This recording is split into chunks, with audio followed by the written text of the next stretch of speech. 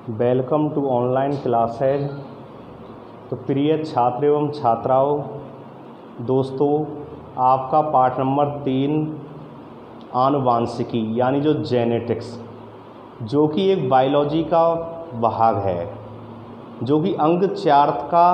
तो इसकी जो पार्ट जो 4 थे मैंने अब तक आपको समझा दिए, और पिछले टॉपिक में मैंने आपको इसमें मेंडलवाद की पुनर्खोज यानी मेंडलवाद की पुनर्खोज के बारे में बताया था कि मेंडलवाद की पुनर्खोज, जिसमें कि हॉलैंड के हुगो डी व्रीज, जर्मनी के कार्ल कोरेंस और ऑस्ट्रिया के एरिक वान शेरमेक ने पृथक पृथक रूप से कार्य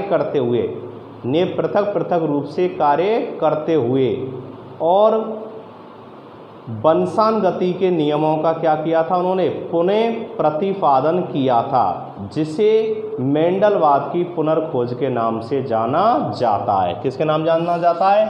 मेंडलवाद की पुनर्खोज के नाम से जाना जाता है। तो ध्यान देना दोस्तों, आज मैं एक नया टॉपिक आनुवांशिकी शब्दावली, कौन सा? आनुवांशिकी शब्दावली पढ़ाने जा रहा हूँ। बहुत महत्वपूर्ण टॉपिक। तो प्रिय छात्र छात्राओं, ध्यान देना, आनुवांशिकी जो शब्दावली होती है यानी मेंडल के द्वारा प्रस्तुत किए गए वंशानुगति के जो नियम हैं, मेंडल के द्वारा प्रस्तुत किए गए वंशानुगति के जो नियम हैं। तो मैंने बताया आपको कि मेंडल ने वंशानुगति के 3 नियम प्रतिपादन किए थे। कितने किए थे दोस्तों? 3। नंबर 1 प्रभावता का नियम, नंबर 2 पृथक्करण का नियम, नंबर 3 स्वतंत्र अपव्यूहन का नियम। 3 नियमों के बारे में दोस्तों मैंने आपको इसमें बताया था पहले कि ग्रेगर जॉन मेंडल, जिनको कि आनुवांशिकी का पिता कहा जाता है, उन्होंने कितने 3 नियम दिए थे किसके? वंशानुगति के। नंबर 1 प्रभावता का नियम, नंबर 2 पृथक्करण का नियम, और नंबर 3 कौन सा था अपना? नंबर 3 था उसमें, ध्यान देना, समझना, स्वतंत्र अपव्यूहन का नियम। तो इस नियमों को पढ़ने से पहले यानी ग्रेगर जॉन मेंडल ने अपने वंशानुगति के जो नियम थे उनके लिए कुछ तकनीकी शब्दों का क्या किया था? इस्तेमाल किया था, या उन तकनीकी शब्दों को हमें क्या है? समझना है। आई बात समझ में? तो शुरुआत कर रहा हूं दोस्तों में। नंबर 1 है आपका जीन। नंबर 1 कौन सा है दोस्तों? जीन।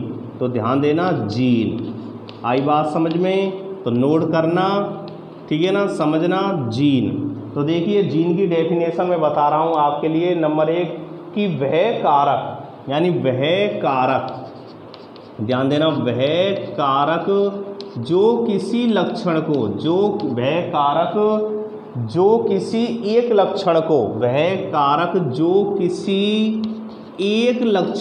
किसको दोस्तों? एक लक्षण को, वह कारक जो किसी एक लक्षण को नियंत्रित करता है। क्या करता है? नियंत्रित करता है। वह कारक जो किसी एक लक्षण को नियंत्रित करता है। क्या करता है दोस्तों? नियंत्रित करता है। तो प्रिय छात्र एवं छात्राओं, ध्यान देना, पहला प्रश्न बनता है कि जीन किसे कहते हैं?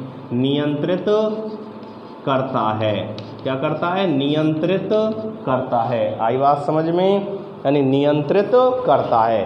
तो सबसे महत्वपूर्ण जो इसमें बात है, ये है कि ये तकनीकी शब्द हैं, और इन्हीं शब्दों की सहायता से या इन्हीं परिभाषाओं के माध्यम से हम वंशानुगति के नियमों का अर्थ समझ सकते हैं, या वंशानुगति के नियमों को आसानी से समझ सकते हैं। तो आपकी जो पहली डेफिनेशन है वो है जीन। तो जीन क्या होता है? वह कारक जो किसी एक लक्षण को नियंत्रित करता है, जीन कहलाता है। क्या कहलाता है? जीन कहलाता है। आई बात समझ में दोस्तों? क्या कहलाता है? जीन कहलाता है। आई बात समझ में? आगे ध्यान देना, समझना कि मेंडल के द्वारा, किसके द्वारा? मेंडल के द्वारा उपयोग में लिए गए, उपयोग में लिए गए, मेंडल के द्वारा उपयोग में लिए गए, मेंडल के द्वारा उपयोग में लिए गए, मेंडल के द्वारा उपयोग में लिए गए कारक शब्द को, किसको दोस्तों, कारक शब्द को, कारक शब्द को, कारक शब्द को, यानी जॉनसन, जॉनसन ने जीन नाम दिया, किसने नाम दिया, जीन नाम किसने दिया, जॉनसन ने जीन नाम दिया। आई बात समझ दोस्तों। तो ध्यान देना, बहुत महत्वपूर्ण डेफिनेशन। तो आपकी पहली डेफिनेशन बनती है कि जीन किसे कहते हैं, नोट करना अपनी नोटबुक में, लिखना 20 शब्दावली है जिनको हम तकनीकी शब्दों के नाम से भी जानते हैं, और जो मेंडल के द्वारा प्रस्तुत किए गए थे, जो वंशानुगति के जो नियम थे, उनको समझने के लिए इन तकनीकी शब्दों का क्या किया गया था, प्रयोग या इस्तेमाल किया गया था, जिसमें कि नंबर 1 अपना कौन सा है, नंबर 1 है अपना जीन। तो जीन में ध्यान देना कि वह कारक, यानी वह कारक जो किसी एक लक्षण को नियंत्रित करता है, जीन कहलाता है। वह कारक जो किसी एक लक्षण को क्या करता है, नियंत्रित करता है, क्या कहलाता है, जीन कहलाता है। आई बात समझ में। और ध्यान देना कि मेंडल के द्वारा उपयोग में लिए गए, जो ग्रेगर जॉन जो मेंडल था, उन्होंने जो अपने उपयोग में जो शब्द लिए थे, जो कारक शब्द जो इस्तेमाल किया था उसने अपने प्रयोगों में, उसको जॉनसन ने जीन नाम दिया। कौन से वैज्ञानिक ने नाम दिया था, जॉनसन ने नाम दिया था। आई बात समझ में। तो इसमें ध्यान रखना कि जो जीन, जो कारक शब्द थे, ग्रेगर जॉन मेंडल ने जो कारक शब्द जो थे जिनका इस्तेमाल अपने प्रयोगों में किया था, उनको जीन नाम जॉनसन नामक वैज्ञानिक ने दिया था। आई बात समझ में दोस्तों। तो ध्यान देना, समझना, बहुत महत्वपूर्ण पाठ आपका आनुवंशिकी, जो कि 4 नंबर का है। कितने नंबर का है, 4 नंबर का। और इसका आज मैं आपको पार्ट 5 पढ़ाने जा रहा हूँ। इसका पार्ट जो कौन सा है, 5वां है, यानी 5वें भाग में इसको पढ़ाने जा रहा हूँ। तो बहुत महत्वपूर्ण, इसको नोट करना नोटबुक में अपनी परिभाषाओं को। अगली डेफिनेशन है इसमें नंबर 2, युग्म विकल्पी। कौन सी है दोस्तों, युग्म विकल्पी। तो युग्म का अर्थ क्या होता है, जोड़, जोड़ा, ठीक है ना। युग्म मतलब क्या होता है, जोड़ा होता है, ठीक है ना, युग्म विकल्पी। तो ध्यान देना, युग्म विकल्पी किसे कहते हैं, किसी एक लक्षण को, यानी किसी एक लक्षण को, ध्यान देना दोस्तों, किसी एक लक्षण को नियंत्रित करने वाले। तो मैं लिख रहा हूँ परिभाषा, आप नोटबुक में हेडिंग डाल लेना, युग्म विकल्पी, और उसकी डेफिनेशन लिखना। किसी एक लक्षण को, किसी एक लक्षण को, किसी एक लक्षण को नियंत्रित करने वाले, किसी एक लक्षण को नियंत्रित करने वाले, किसी एक लक्षण को नियंत्रित करने वाले, किसी एक लक्षण को नियंत्रित करने वाले जीन के, किसी एक लक्षण को नियंत्रित करने वाले जीन के 2 विपर्यासी, कौन से, 2 विपर्यासी। और विपर्यासी का अर्थ होता है दोस्तों, प्रिय छात्र एवं छात्राओं, विपर्यासी मतलब विपरीत। विपर्यासी का मतलब क्या होता है, विपरीत होता है। क्या होता है, विपरीत। तो दोबारा से ध्यान देना, युग्म विकल्पी में किसी एक लक्षण को नियंत्रित करने वाले, किसी एक लक्षण को नियंत्रित करने वाले जीन के 2 विपर्यासी स्वरूपों को, कितने स्वरूपों को, 2 विपर्यासी स्वरूपों को युग्म विकल्पी कहते हैं। क्या कहते हैं दोस्तों, युग्म विकल्पी कहते हैं। आई बात समझ में। ध्यान देना, बहुत महत्वपूर्ण परिभाषा, कि किसी एक लक्षण को, किसी एक लक्षण को नियंत्रित करने वाले जीन के 2 विपर्यासी स्वरूपों को युग्म विकल्पी कहते हैं। और विपर्यासी का अर्थ होता है दोस्तों, यहाँ पर ध्यान देना, विपर्यासी का अर्थ होता है यहाँ पर विपरीत लक्षण। क्या होते हैं, विपरीत लक्षण। इससे जो पिछली क्लास जो थी, जब मैं आपको बताया था कि मटर के पौधे में विभिन्न प्रकार के, मटर के पौधे में विभिन्न प्रकार के विपर्यासी लक्षण पाए जाते हैं। मटर के पौधे में विभिन्न प्रकार के विपर्यासी लक्षण पाए जाते हैं। तो मैंने आपके लिए बताया था कि मटर के पौधे में 34 प्रकार के विपर्यासी लक्षण पाए जाते हैं। कितने प्रकार पाए जाते हैं दोस्तों? यानी 34 प्रकार के, जिसमें से ग्रेगर जॉन मेंडल ने अपने प्रयोगों के लिए 7 लक्षणों का क्या किया था? चयन किया था। कितने लक्षणों का? 7, जिसमें बताया था नंबर 1 पादप की ऊंचाई, दूसरा बताया था पुष्प की स्थिति, नंबर 3 परिपक्व फली की आकृति, परिपक्व फली की आकृति, नंबर 4 बताया था अपरिपक्व फली का रंग। कौन सा होता है? अपरिपक्व फली का रंग। उसके अलावा बताया था पुष्प का रंग, पुष्प का रंग, ठीक है ना। और फिर बताया बीज की आकृति और बीज का रंग। ये 7 विपर्यासी जो लक्षण हैं जिन पर ग्रेगर जॉन मेंडल ने अपने क्या किए थे? प्रयोग किए थे। किसके? वंशानुगति के, आनुवांशिकता के नियमों का। इन्हीं मटर के 7 लक्षणों पर अपने प्रयोगों को समझाया था। आई बात समझ दोस्तों? तो उन 7 लक्षण चुने थे उन्होंने अपने प्रयोगों के लिए। तो वही बात आ रही है कि युग्म विकल्पी किसे कहते हैं? किसी एक लक्षण को नियंत्रित करने वाले जीन के 2 विपर्यासी स्वरूपों को युग्म विकल्पी कहते हैं। आई बात समझ में दोस्तों? आगे ध्यान देना, समझना। जैसे गौर देना, जैसे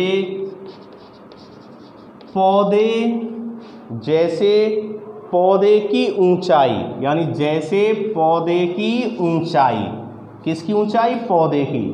जैसे, ध्यान लिखना इसमें, जैसे पौधे की ऊंचाई, पौधे की ऊंचाई को नियंत्रित, पौधे की ऊंचाई को नियंत्रित, जैसे पौधे की ऊंचाई को नियंत्रित करने वाले, या नियंत्रित करने वाले जीन के 2 युग्म विकल्पी। तो लिख रहा हूं मैं कि जैसे पौधे की ऊंचाई को नियंत्रित करने वाले जीन के, किसके? जीन के। तो ध्यान देना दोस्तों, जीन के 2 युग्म विकल्पी, जीन के 2 युग्म विकल्पी। एक कौन सा है? कैपिटल टी, किसको प्रेजेंट करता है? लंबापन को। किसको प्रेजेंट करता है? लंबापन। आई भाषा में लंबापन, ठीक है ना। वह स्मॉल टी है, स्मॉल टी किसको प्रेजेंट करता है? बौनापन को। किसको प्रेजेंट करता है? बौनापन को। आई बात समझ में? तो ध्यान देना दोस्तों, प्रिय छात्र एवं छात्राओं, कि आपको मैं आनुवांशिकी शब्दावली के बारे में बता रहा हूं, जिनको हम तकनीकी शब्द के नाम से भी जानते हैं, जो कि ग्रेगर जॉन मेंडल ने अपने प्रयोगों में उसको क्या किया था? इस तकनीकी शब्दों को समाहित किया था।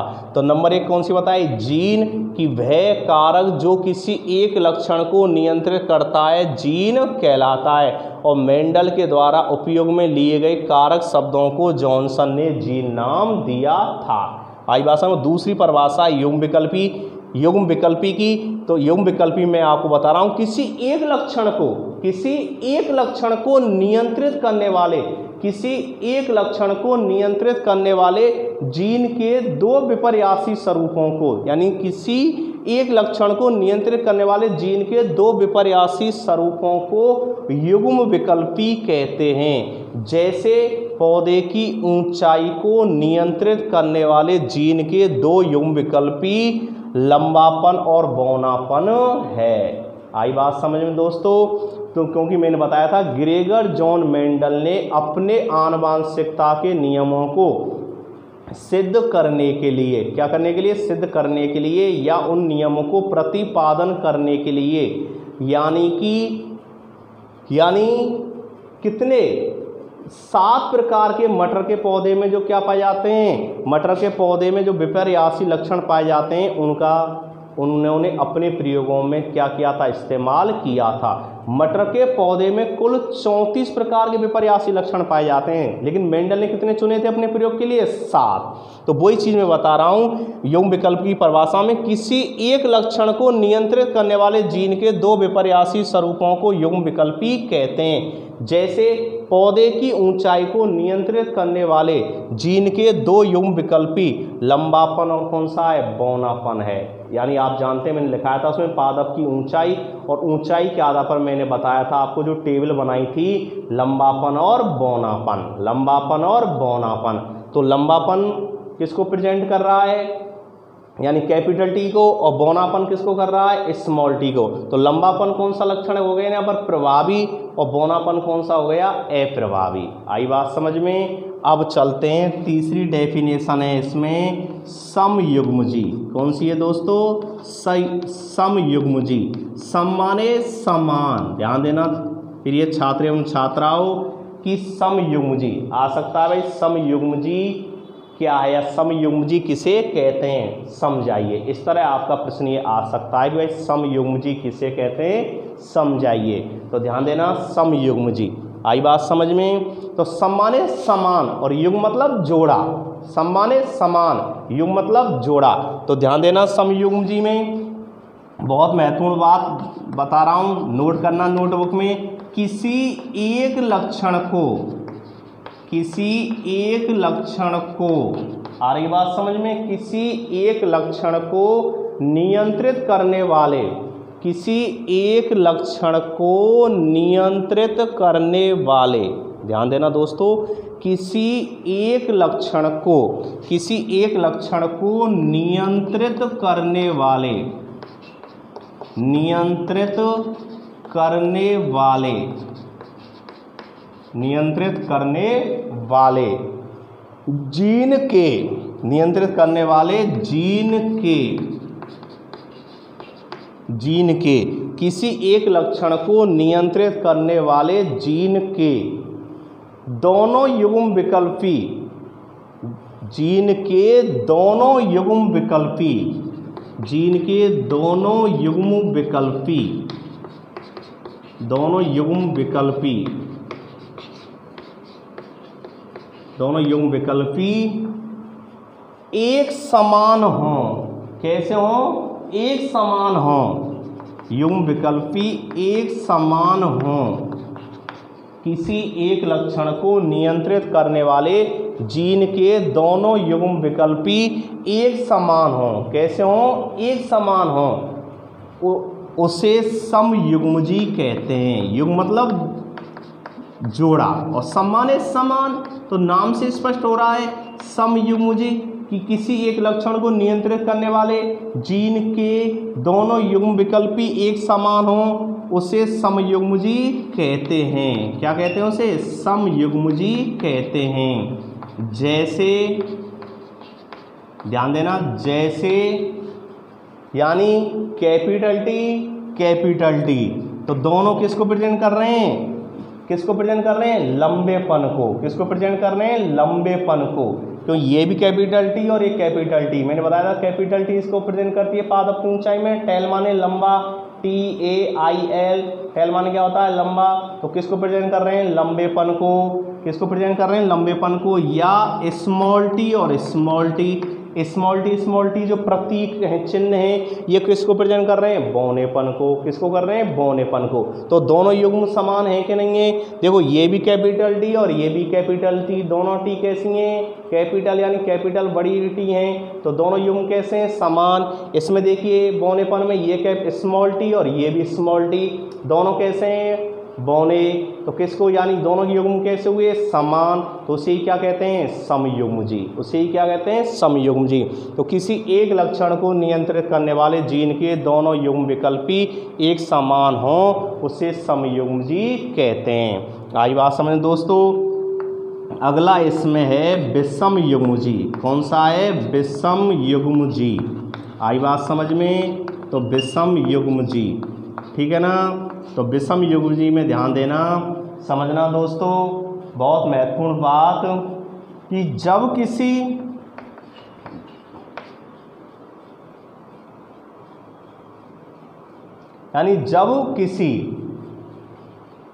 यानी जब किसी एक लक्षण को आ रही बात समझ में। तो प्रिय छात्र छात्राओं ध्यान देना कि जब किसी एक लक्षण को नियंत्रित करने वाले, जब किसी एक लक्षण को नियंत्रित करने वाले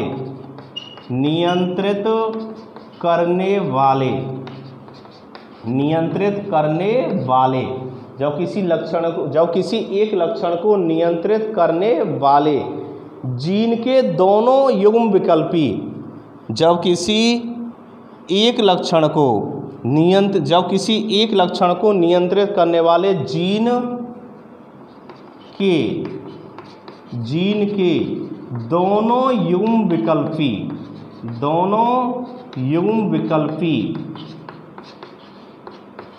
दोनों युग्म विकल्पी कैसे हों? भिन्न भिन्न हों, असमान हों,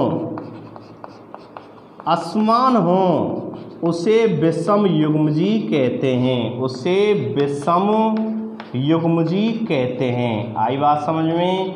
तो ध्यान देना प्रिय छात्र एवं छात्राओं कि नाम से इस पर हो रहा है विषम युग्म, यानी जोड़े में जो अक्षर हैं वो कैसे हैं? भिन्न भिन्न हैं। विषम युग्म कैसे हैं? विषम युग्म। तो विषम युग्म की परिभाषा क्या हो गई कि जब किसी एक लक्षण को नियंत्रित करने वाले जीन के दोनों युग्म विकल्पी कैसे हों? भिन्न भिन्न हो या असमान हो, उसे विषम युग्मजी कहते हैं। अगर एक जैसे हैं दोनों युग्म तो सम युग्मजी, और भिन्न भिन्न हैं दोनों युग्म तो कैसे हो गए? विषम युग्मजी। जैसे एक कैपिटल टी और एक स्मॉल टी। अब देखिए दोस्तों, कैपिटल टी किसको प्रेजेंट करती है? लंबेपन को। स्मॉल टी किसको प्रेजेंट करती है? बौनेपन को। तो दोनों युग्म कैसे हुए? भिन्न भिन्न हुए कि नहीं हुए? इसलिए इनको क्या बोल देते हैं? विषम युग्म जी। क्या बोल देंगे इनको? विषम युग्म जी। आई बात समझ में? तो आपके कौन से हो गए दोस्तों? ये विषम युग्म जी हो गए। यानी युग्म कैसे नहीं है? समान नहीं है, एक जैसे नहीं है। आई बात समझ में? अगला टॉपिक है इसमें लक्षण प्रारूप। कौन सा है? लक्षण प्रारूप, यानी प्रारूप भी कह देते हैं, लक्षण प्रारूप एक ही बात है दोस्तों। तो सुनिए, लक्षण प्रारूप किसे कहते हैं? किसी सजीव की, ध्यान देना, किसी सजीव की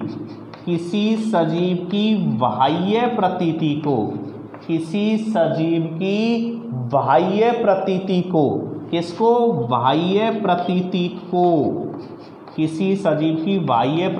को लक्षण प्रारूप कहते हैं। क्या कहते हैं? लक्षण प्रारूप कहते हैं। समझना दोस्तों, यानी परिभाषा है आपकी कि लक्षण प्रारूप किसे कहते हैं। तो किसी सजीव की बाह्य प्रतीति को लक्षण प्रारूप कहते हैं। ये समझिए उदाहरण के लिए कि माना आप हैं, ठीक है ना, और आप पढ़ रहे हैं। तो देखिए, पढ़ने में आप कैसे हैं? होशियार हैं, ईमानदार हैं, यानी जो हम पढ़ा रहे हैं उसको आप अपनी नोटबुक में क्या कर रहे हैं? नोट कर रहे हैं। माता पिता की आज्ञा का क्या कर रहे हैं? पालन कर रहे हैं। गुरुजनों का क्या करते हैं? सम्मान कर रहे हैं। किसी वृद्ध व्यक्ति की क्या कर रहे हैं? सेवा कर रहे हैं। तो ये आपको, हमको, यानी ये जो लक्षण आप मैंने बताया कि आप ईमानदार हैं, माता पिता का सम्मान कर रहे हैं, गुरुजनों का आदर कर रहे हैं, वृद्ध व्यक्तियों की सेवा कर रहे हैं, जो भी होमवर्क दिया जा रहा है उसको लिख रहे हैं, याद कर रहे हैं। तो ये कैसे लक्षण हुए? आपके बाह्य लक्षण ही तो हुए जो हमें सामान्यतः क्या आ रहे हैं? नजर आ रहे हैं। क्या आ रहे हैं? नजर आ रहे हैं। तो वही बात यहाँ पर हो गई लक्षण प्रारूप में कि किसी सजीव की बाह्य प्रतीति को लक्षण प्रारूप कहते हैं। यानी जो बाहर से नजर आ रहे हैं, किसी सजीव की जो बाह्य प्रतीति, बाह्य स्ट्रक्चर जो है, उसके आधार पर जो लक्षणों का निर्धारण होता है उसे हम लक्षण प्रारूप के नाम से जानते हैं। जैसे लंबे पौधे, यानी जैसे लंबे पौधे, ध्यान देना, जैसे लंबे पौधे। अब लंबे पौधे कैसे हैं दोस्तों? समझना, जैसे लंबे पौधे, और लंबे पौधे इनको क्या बोलेंगे हम? समयुग्मजी। क्या बोलेंगे? समयुग्मजी। अब समयुग्मजी क्यों बोलेंगे लंबे पौधों को? ध्यान देना कि दोनों टी कैसी हैं, कैपिटल कैपिटल, तो लंबे पौधे तभी तो होंगे, यानी दोनों युग्म कैसे हैं, समान, कैपिटल टी और कैपिटल टी। तो कैसे हो गए, लंबे पौधे हो गए, समयुग्मजी हो गए। आई बात दोस्तों समझ में, या विषमयुग्मजी।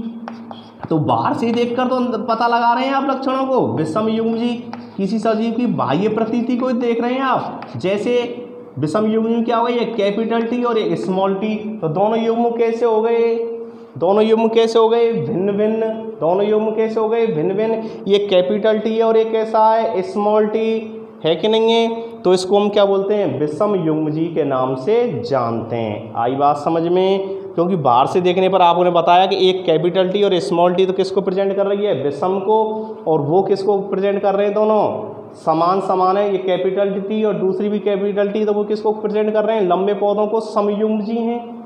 ये कैसे हैं, अशुद्ध लंबे हैं। कैसे हैं, अशुद्ध लंबे, लंबे नहीं वास्तव में, इसमें लंबेपन के भी गुण है और बौनेपन के भी। कैपिटल टी लंबा, स्मॉल टी बौना, तो कैसे हो गए, विषमयुग्मजी हो गए। कैसे हो गए, विषमयुग्मजी। और अगली परिभाषा है दोस्तों, यानी जीन प्रारूप। क्या है, जीन प्रारूप। तो ध्यान देना दोस्तों, समझना कि किसी सजीव